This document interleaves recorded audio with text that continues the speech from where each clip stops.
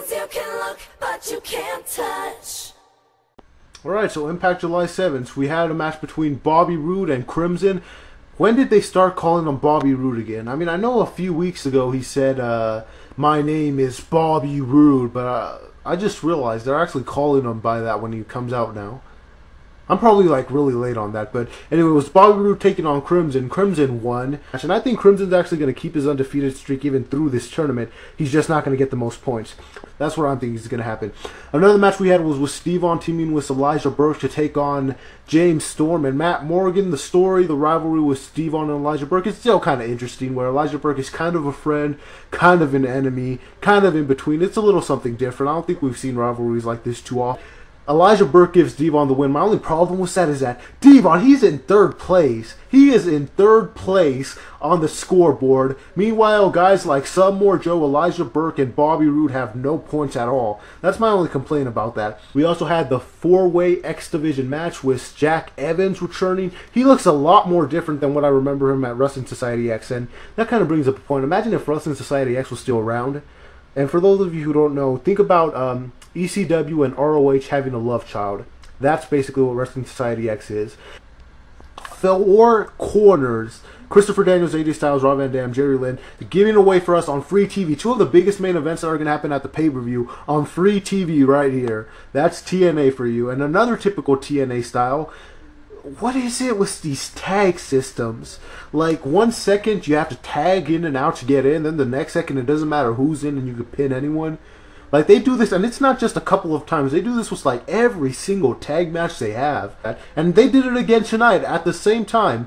It was Velvet Sky taking on ODB and Jackie, and again, first, you don't have to tag in, you could just fight, hit each other with chairs, beat people up, double team, and then all of a sudden you have to start tagging, and then all of a sudden you could double team again, and it doesn't matter about tags, and you could pin whoever, and so Velvet beat ODB and Jackie, and it seems like the stipulation was that if she beat them, they have to leave TNA for good.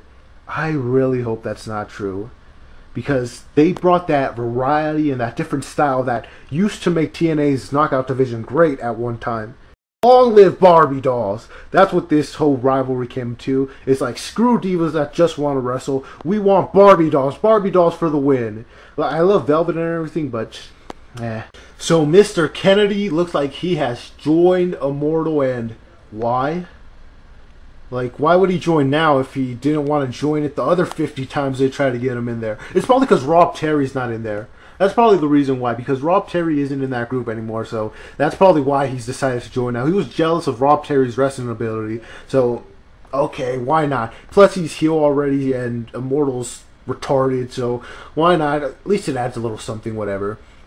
Over on the storyline side, we have Abyss and Brian Kendrick. Brian Kendrick takes his mask. Abyss beats him up. At least it's hype for their match at Destination X. You got to give that. On another side note, Taz, is it necessary for you to go crazy over Christy Hami's commentary whenever she announces someone? Like, literally, every time she announces someone, Taz is like, oh, a great announcing by our announcer, Christy Hami. You got to love that girl. Like, it's okay every once in a while, but, like, after every announcement, like, really, Taz? Calm down, dude. And speaking of which, Scott Steiner tried to hit on one of the Hawk Girls in the front row. Do you remember what happened the last time a wrestler hit on a Hawk Girl in the front row? She did not show up for another 2 months. So, I really hope that does not happen here, because that girl is like real good eye candy. Jeff Jarrett's returning next week, and guess that sucks, but I don't watch Jeff Jarrett's segments at all, so I'm not going to complain. Anyway, now let's get on with the Destination X predictions. For the Ultimate X Fatal 4-Way, with all the jobbers, I'm going with Zack Ryder for this one. Yeah, Zack Ryder definitely has the most chance of winning this, but at the same time, Alex Shelley has just as much of a chance. So either one of those two. For the Fatal 4-Way for the contract for TNA, I want Jack Evans to win this, but Cabal is most likely going to be the one to win. The only person that doesn't stand a chance of winning this is Ricky Ortiz over there. For Samoa Joe taking on Cass, Samoa Joe really needs to win this. And I'm not even a big Samoa Joe fan, but damn, the dude needs to win some matches, really. Rob Van Dam taking on Jerry Lynn, I'm going with Rob Van Dam all the way.